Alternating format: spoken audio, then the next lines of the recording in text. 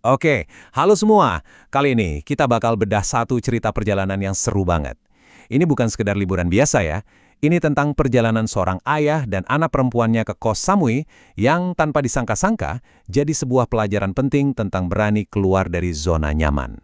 Jadi, apa sih yang bikin perjalanan ini beda? Nah, ini dia intinya. Ini bukan cuma soal jalan-jalan.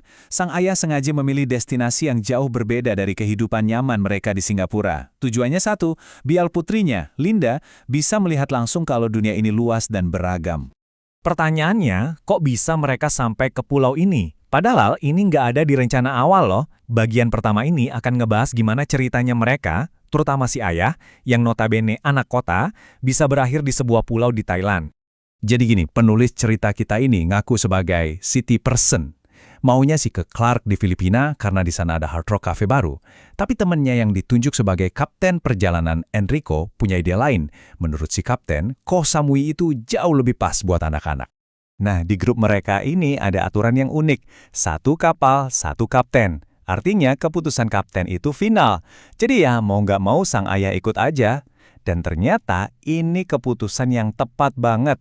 Enrico benar-benar totalitas merencanakan semuanya, sampai si ayah sendiri mengakui dia nggak akan bisa menyusun rencana perjalanan sebagus itu. Oke, mereka sampai nih di Koh Samui. Hari pertama langsung campur aduk rasanya. Di satu sisi ada hal-hal yang bikin mereka takjub, tapi di sisi lain ada juga yang bikin sedikit frustrasi, terutama soal teknologi. Kesan pertamanya itu keren banget loh. Bandaranya, wah unik banget. Bentuknya kayak pondok-pondok gitu, konsepnya terbuka. Terus mereka nginap di Airbnb yang namanya Daybreak Villa. Dan itu luar biasa katanya. Pemandangannya indah banget. Anak-anak juga seneng banget bisa ngasih makan ikan lele di kuil Wat Plai Laem. Nah, si ayah ini kan modern banget ya pikirannya. Dia pengen banget bisa bayar-bayar pakai QR code di sana. Jadi dia niat banget tuh sampai pergi ke mall, daftar kartu prabayar khusus turis, terus nyambungin kartunya ke aplikasi Taktai. Pokoknya persiapannya cukup ribet deh. Tapi semua rencana canggih dan persiapan modern itu harus berhadapan dengan kenyataan di lapangan. Dan ternyata realitanya jauh dari harapan. Dan benar aja, dia cerita kalau dia cukup kecewa.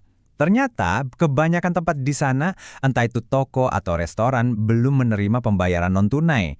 Nggak ada mesin kartu, nggak ada juga kode QR. Ujung-ujungnya balik lagi ke uang tunai. Lanjut ke hari kedua. Nah, ini nih puncaknya petualangan. Isinya tuh perjalanan naik perahu yang seru abis, tapi juga campur aduk dengan emosi yang kontras, antara seru dan deg-degan. Mereka island hopping gitu.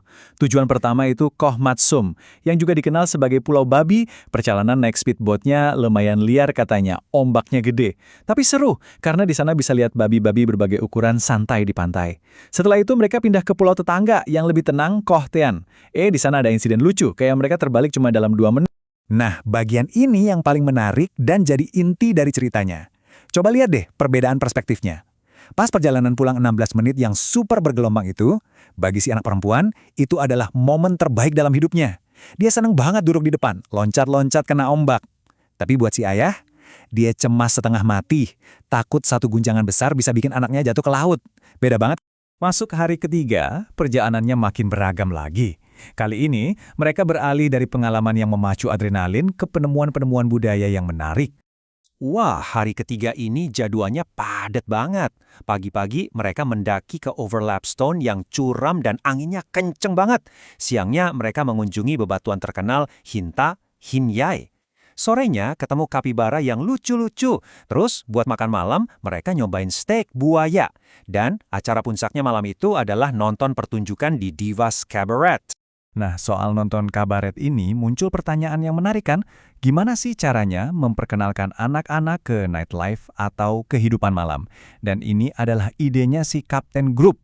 Awalnya si ayah agak-agak nggak nyaman gitu ya bawa anak-anak ke pertunjukan kabaret. Tapi ternyata rasa canggung itu cepet banget hilang. Kenapa? Karena kekuatan musik. Pas lagu-lagu yang mereka kenal kayak Phantom of the Opera dan Dancing Queen diputar, semua jadi ikut menikmati. Musik itu emang universal ya. Oke, sekarang kita sampai di pagi terakhir mereka di Koh Samui. Suasananya lebih tenang, dan ada satu kemenangan kecil yang memuaskan banget buat si ayah yang jadi penutup cerita frustrasinya di hari pertama.